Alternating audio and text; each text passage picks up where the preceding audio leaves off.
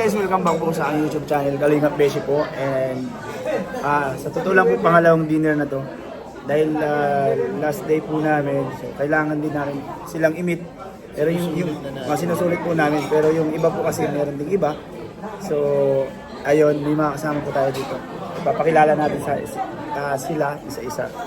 And syempre po, sa mga hindi pa po nakasubscribe sa aking YouTube channel, please subscribe po Kalingap Beshi. And sa kasama ko po si Adonis, si Kalingap Romeo. Always naman tayo magkasama and ready na ba sila na makilala yung kasama natin? Oo, siguro, ano to, isa ito sa mga bigating sponsor natin. Anonymous! And sobrang bait din po nila. And ayun, Pinakamaganda dito sa home. yan. Kilala natin. Pinakamabait. Sa totoo lang, busog na po kami, pero siyempre, kailangan namin kumain pa natin kumain. Kasi minsan na lang to eh. And yun guys, ipakilala na po natin sila.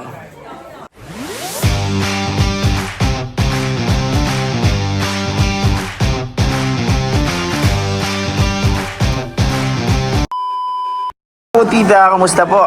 Kumusta? Welcome to Hong Kong. Tita, bago po ang lahat, pakilala ka muna sa kanila kasi marami pong mga hindi pa po nakakakilala, syempre. And Okay, yes po. ako si Tita Owie of Franjoy. Wow! Okay, so nandito kami sa Hong Kong para i-meet sila Beshi. At saka syempre, para pakilala din yung ibang kalinga. Ayun, yan. Okay. At tita, sino po ang kasama mo ngayon, tita? I'm with my office mate. This is Mona. Mona? Indonesian. Uhuy. Indonesian. And this is Madeline. Wow, nice to meet you. What? Mona. And Madeline. my God, bro, mapapala. Bro, guys, mapapala ba tayo? English kaya mo yun bro, bibidyo kita. No, wait lang. Video. And tita, matanong ko lang tita, saan po pala kayo nag-work? Nag-work kami sa isang employment agency sa Hong Kong, Liberty Employment Agency. So, we are hiring Filipino and Indonesian helpers from the Philippines and from Indonesia. Wow! And ikaw, manager ka tita? Yes. Oh my God. Kaya pala ang kaharap natin ngayon as manager. Ako tita, ano lang eh, GR lang, walang money. Okay lang yun. Okay lang yun. Sa So, domestic, dumi lang siya. Alas man ang buha nga mo, ha? Grabe naman yun ay. Ganun po talaga. at siyempre ilagay ko dito yung logo, di ba may logo? Guys, ilagay namin dito yung logo ng kanilang office. And tita, sige tita, ano mo yung mga requirements o paano maka ano dyan? Basic requirements lang naman. Passport, employment certificate, kung meron silang abroad experience, mas okay. So, ang limit namin ng age is 24 to 39. Wow! Okay, so you are welcome to apply. And then, bahala na si Beshi Dan maglagay ng ano namin. Sige po, ako na pong bahala dyan, ilalagay natin yan. And bro, kasi medyo talagang hindi ako familiar sa mga ano nila tita eh. So ano yung paano yung mapapaliwanag yung nila? Ano nga sila? So, domestic So, ayan. Ibig sabihin bro, Ibig sabihin, sila ay isang agency na tumatanggap ng mga gusto mag-apply dito sa Hong Kong bilang katulong Okay. or domestic helper nga. So sa mga kababayan natin dyan sa Pilipinas, dito na kayo sa agency nila, Tita Owie, dahil ito ay subok na at mapagkakatiwalaan. Ayun, tita. And tita, sige po, paano po kayo makukontak? Ilalagay ko dito sa screen. Yes, you can contact us. Bibigay ko yung number ko Sige. sa WhatsApp. Yes. 64358877. Yun. And ilang taon na po yung company? It's been 25 years. Wow. So, tagal na. Tita, kung hindi nyo mamasamahin, ilang taong na po kayo nag-work dyan sa company na yan? Matagal na ako sa employment agency. Actually, I work like since 2019. 2019 na. Okay, tita, ito po. Nung pag-apply mo po dyan, tita, manager na talaga o hindi pa? Hindi. Nag-umpisa tayo siyempre sa admin clerk. Opo, and then? And then, medyo tumaas lang ng konti. Ginamitan mo ba tita yan ng mga magic words? Hindi naman. Joke lang tita. Siguro sa hard work. Okay? Hard work. Okay. Tita, joke lang yan tita kasi... It's okay. Kailangan tiyaga lang. Tiyaga lang. Yan Wala pala- namang trabaho nakukuha sa mabilisan. Kailangan magtiyaga.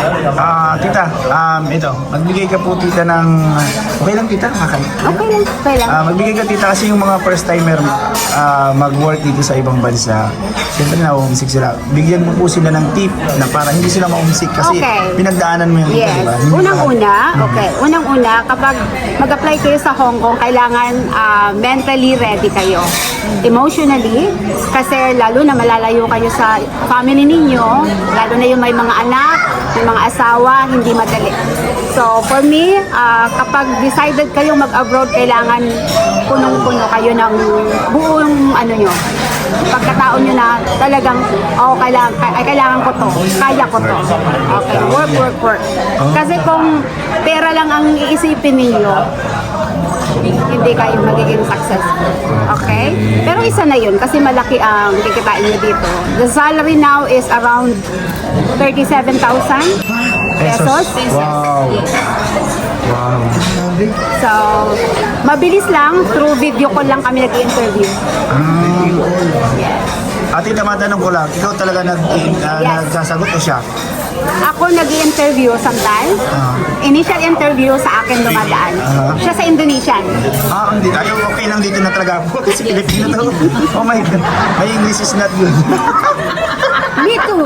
Mapihira ka talaga, besh. Alam mo kaya bro, talagang tinututok ko lang kay tita isang Diyos ko, my God. Baka maubos yung ano ko dito, dumubo yung pilo ko guys. So ayun na. Dumubo, lahat naman tayo ganun. Ikaw naman.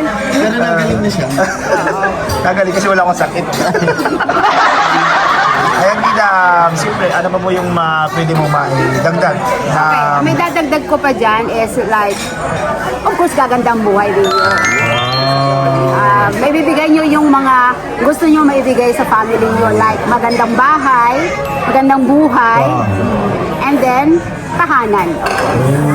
Tita, meron nga mula siyang question. Yung mga benefits na makukuha ng Okay, ang mga benefits kasi, depende. Kasi may benefits tayo sa Pilipinas, yung OWA. May benefits din kayo sa amo nyo kapag tumagal kayo sa amo. Like, yung mga long service. Okay. So, isa yun. So, connected po pala itong agency sa OWA. So, government ano talaga to? So, we are connected to OWA. So, dadaan lahat ng aplikante namin sa PIDOS, sa POEA. Wow, di bro. Baka may chance ka na, pwede ka mag-apply kay tita. Tita, driver na ano kayo ng driver? Wala kami masyadong applicants for Lalaki. Babae mo Pero more on, ano sila, more on domestic talaga. So, busy nyo talaga sila. Pero okay lang. Baka ikaw, meron, bibigyan kita ng employer. Kasi babae ka naman eh. Yeah. So, And yun, tita, bali, napakaganda pala ng ilang, sa tingin mo din, estimate mo, ilan na po ang ipalabas ng Pilipina? Marami na. Yung mga, sa total. ano lang, mga estimate mo lang, More than 100,000. 1,000, yun. Since nag-work ako doon, Siguro, madami na kasi marami naman. O kasi nagre-renew ng ano namin. Okay, so hindi na talaga siya mabilang, ano? Kasi yung JO namin, nakadepende yon. Kapag ubus na, magkukuha ka ulit. Okay. Okay. Ayun, tita, muli po, sige, pakilala mo po ulit ang iyong, ano ba yun? Agency. Okay. Kami po ay nagtatrabaho sa Liberty Employment Agency ng Hong Kong. Ang tie-up agency namin sa Pilipinas is TC Nivero and Alpha. Okay. So, bahala na si Beshi. Ilalagay yung namin address sa link and number. Okay, tita, thank you, tita. Thank you so much. po. Thank you for your time. Tita, ito naman, hindi naman to sa about sa work mo, tita. Tita, ano yung ano mo? Tama ba? First impression mo sa aming dalawa. Yes. Mabait. Mabait at saka parang napaka down to earth yung dalawa. Okay. Di ba ako tita nakita mo lang ako sa vlog? Yeah. So, hindi ka nagdalawang isip na kumaga, wala kang inisip sa akin na... Wala yun sa akin. Oo. Parang sa akin kasi kung ano kayo nakikita ko kayo sa vlog, sa puso ko, ganun na rin kayo. Tita, anong pakiramdam siyempre nasa Kalingap ka, so isa ka na sa Kalingap. Tita, anong pakiramdam na tumutulong ka sa amin o sa mga beneficiaries? Well, unang-una, nakakataba sa puso na maano ka lang bilang kalingap. And then, of course, nakakatulong ka sa kapwa mo. Isa yun sa pinakamalagang gusto ko mangyari sa buhay ko. Yung makatulong sa mga nangangailangan, makatulong dun sa mga mas deserving, yes, na tulungan. And then, of course, maging parte ng vision ng kalingap. Okay. Tita, ito, ilang taon ka na po nagsusupport sa Kalingap? Since Lula Damiana. Wow, talaga. Since Lula Damiana. Unang-una tayo bro. Wala pa tayo nun. Wala pa kami nun. Napapanood lang din namin yun. But yung talagang nag-focus ako nung yung kay Benty Boy. Nagsimula kay Robin eh. And then si So, legit talaga si tita na naniniwala sa Kalingap. yun naman dapat ang important. Thank you, tita. Alam mo guys, dapat dinner lang ito eh. So, siyempre, kailangan natin magpakilala si tita and sila. Kaya ako na-interview din sila. Kasi tita, kaya ko natanong yan. Kasi yung iba minsan, lalo-lalo na kay Romeo, yung first impression sa kanya is mayabang. Oo, kasi yung Adonis, Well, siguro sa rule niya yun kasi syempre yun ang binigay sa kanya ni Rob. So, we respect that. Thank you, tita. Diba parang si Yo-Yo saka si Juan. So parang silang mga lang. O, diba? Iyon dito. Tita, siya nga pala, bakit po pala ikaw di ba initay mo si Kalingap Rob? So, Yes. ano po yung purpose niyo na yun?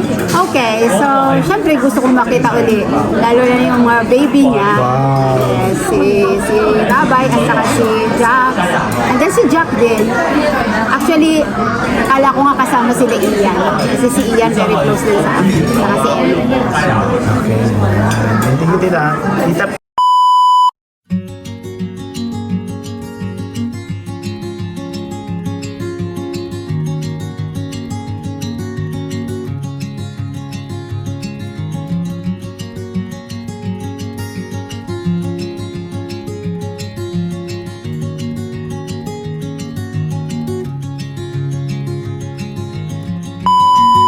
guys, tita, thank you dito sa sapatos ha.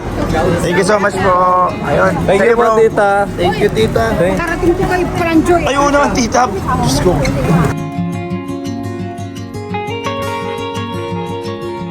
Limutan mo yan. Lagot ka sa akin. Ay, tita. Limutan ka. May pangalan, di ba? May pangalan po. Oo. Ayan o, nandyan o. Ayan o, sa likod. Tita, tita. Ah.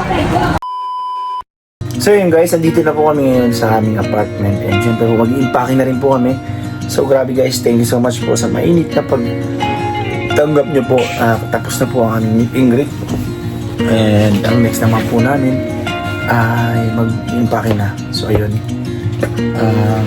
Para po bukas, maaga po kasi pala kami bukas umalis. Kaya thank you so much po. Grabe. Hindi po namin alam na ganun yung kainit ang pagtanggap niya sa amin Team Kalingap. Ayun guys, muli po sana see you next year po. Sana po makapunta po tayo ulit. Sa lahat po ng na-meet ko, ng mga nagpa-picture po sa akin, itag niyo po ako. And salamat po. I love you guys. Bye-bye po.